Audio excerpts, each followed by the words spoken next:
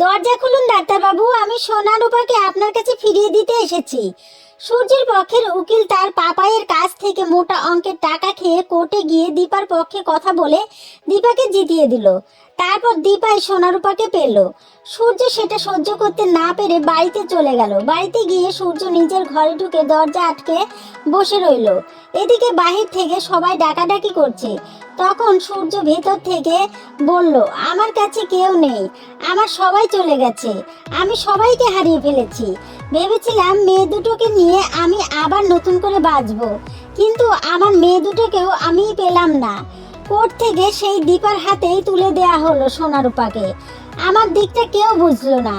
আমি এখন তাহলে কি নিয়ে বাঁচবো? আমি বাঁচতে চাই না। এই বলে সূর্য চুপ হয়ে গেল। তখন লাবণ্য দেখলো, যদি সূর্য রাগের মাথায় কোনো অঘটন ঘটিয়ে বসে তাহলে তো সব শেষ হয়ে যাবে। তখন লাবণ্য অন্য কোনো উপায় খুঁজে না পেয়ে দীপার ফোনে একটা কল দিল।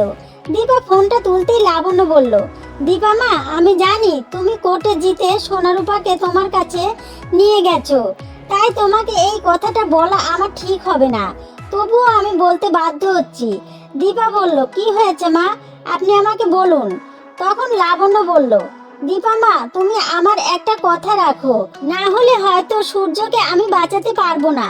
তুমি সোনা রূপাকে নিয়ে এখনই আমাদের বাড়িতে চলে এসো। দীপা বলল, আপনার ছেলের কি হয়েছে? লাবণ্য বলল, কোর্ট থেকে ফিরে সূর্য ওর ঘরে দরজা লাগিয়ে দিয়েছে আর বলছে, যেহেতু আমার কেউ নেই, আমি সবাইকে হারিয়ে ফেলেছি, মেয়েদেরও হারিয়ে ফেলেছি, তাই এ জীবন রেখে কি হবে, আমি আর বাঁচতে চাই না। এখন কি করব বলো? সূর্য তো দরজা খুলছে না। তখন দীপা লাবণ্যকে বলল যে, আপনি ফোনটা রাখুন, আমি দেখছি কি করা যায়। এই বলে দীপা সোনারূপাকে নিয়ে বাড়ি থেকে বেরিয়ে পড়ল আর সেনবাড়িতে সূর্যর ঘরের সামনে এসে বলল, ডাক্তারবাবু দরজা খুলুন, আমি সোনারূপাকে আপনার কাছে ফিরিয়ে দিতে এসেছি। দরজা খুলুন ডাক্তারবাবু, আমি ওদের নিয়ে এসেছি, সোনারূপাকে আপনি রেখে দিন। তখন ভেতর থেকে সূর্য বলল, কেন দীপা, তুমি আমাকে দয়া দেখাতে এসেছো? তারপর সোনারূপা বলল, বাবা দরজা খোলো। সূর্য তখন মেয়েদের কণ্ঠ পেয়ে তাড়াতাড়ি দরজা খুলে সোনারূপাকে জড়িয়ে ধরলো। তখন দীপা সোনারূপাকে দিয়ে বলল, রেখে দিন আপনি আপনার মেয়েদের, যদি মনে করেন যে ওদের মায়ের কাছেও দিতে হবে তাহলে আমার কাছেও দিয়ে আসবেন। বলে দীপা যেই চলে যাচ্ছে তখন সূর্য দীপার হাতটা চেপে ধরে বলল, যেও না দীপা, আমরা সবাই একসঙ্গে থাকবো। সোনারূপা যেমন তোমাকে ছাড়া ভালো থাকবে না, তেমন আমাকে ছাড়াও ভালো থাকবে না। ওদের ভালো রাখার জন্য হলেও তুমি এখানে থেকে যাও।